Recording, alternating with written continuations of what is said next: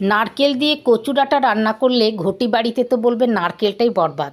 একদম না। আজকে আমার রান্নাঘরে নারকেল দিয়ে কচু ডাঁটা নিরামিষ একটি রেসিপি আমি করব। তো চলুন বানানো যাক। কচু ডাঁটাগুলো এইভাবে আঁশ ছাড়িয়ে নিলাম, মানে খোসাটা ছাড়িয়ে নিলাম, ঠিক এইভাবে দেখুন। তারপরে এরকম করে কেটে নিতে হবে। সমস্ত কচু ডাঁটাগুলো আমি এইভাবে তার খোসাটা ছাড়িয়ে নিয়ে আমি কেটে নিলাম। তারপরে এটাকে ধুয়ে জল ঝরিয়ে রেখে দেবো। কচু ডাঁটা অবহেলায় প্রচুর এই সময় গ্রামগঞ্জে থাকে, আমরা তেমন একটা গুরুত্ব দিই না, কিন্তু এই কচু ডাঁটা বা কচু শাক এর মধ্যে প্রচুর পরিমাণে কিন্তু খাদ্যগুণে ভরপুর, অর্থাৎ প্রচুর পরিমাণে ক্যালসিয়াম থাকে। যাদের রক্তাল্পতা থাকে তারাও এটা খেতে পারেন। তো এর অনেক গুণ আছে, আর খেতেও আশা করি খুবই ভালো লাগবে। সমস্ত কচু ডাঁটাগুলো ভালো করে জল দিয়ে ধুয়ে নিয়ে ফুটন্ত জলের মধ্যে সেদ্ধ হতে দিলাম। একটু ঢাকা দিয়ে দেবো, তারপরে গলা যাতে না কাটে সেজন্য আমি একটা কাগজির লেবু দেখুন কেটে রসটা এর মধ্যে দিয়ে দেবো।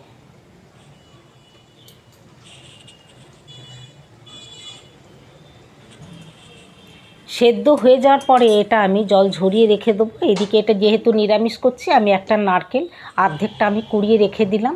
কয়েকটা কাঁচা লঙ্কা চিড়ে নিলাম, সর্ষে আর একটু আদা আমি বেটে নিলাম। সর্ষের তেল দিয়ে দিলাম একটু ফ্রাই প্যানের মধ্যে। কালো জিরে দিলাম 1 চামচ কালো জিরের গন্ধটা খুব ভালো লাগবে। আর কেটে রাখা কাঁচা লঙ্কা এর মধ্যে আমি দিয়ে একটু ভেজে নিলাম। তারপরে সেদ্ধ করে রাখা জল ঝরিয়ে রাখা যে কচু ডাঁটাগুলো, এটা অনেকে শাক বলে, আমরা এটা কচু ডাঁটাই বলি, সেদ্ধ করা কচু ডাঁটাগুলো এর মধ্যে দিয়ে পরিমাণ মতো লবণ দিয়ে একটু ভালো করে একটু নেড়ে নিলাম। ঠিক এইভাবে আপনিও করবেন যদি আপনি না করে থাকেন। নিরামিষ একেবারে খুব সুন্দর লাগবে, অন্তত ঝামেলারও নেই, খুব তাড়াতাড়ি হয়ে যাবে এটা। এরপরে ওই বাটা সর্ষে আর আদা বাটাটা দিয়ে দিলাম। প্রায় হয়ে এসেছে, জল শুকিয়ে গেছে।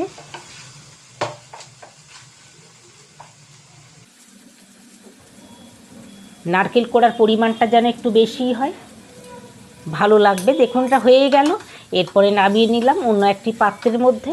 গরম ভাতে পরিবেশনের আগে ওপর থেকে আর একটু লেবুর রস পারলে দিয়ে দেবেন, আর ওপর থেকে একটু নারকেল কোড়া ছড়িয়ে দিলাম।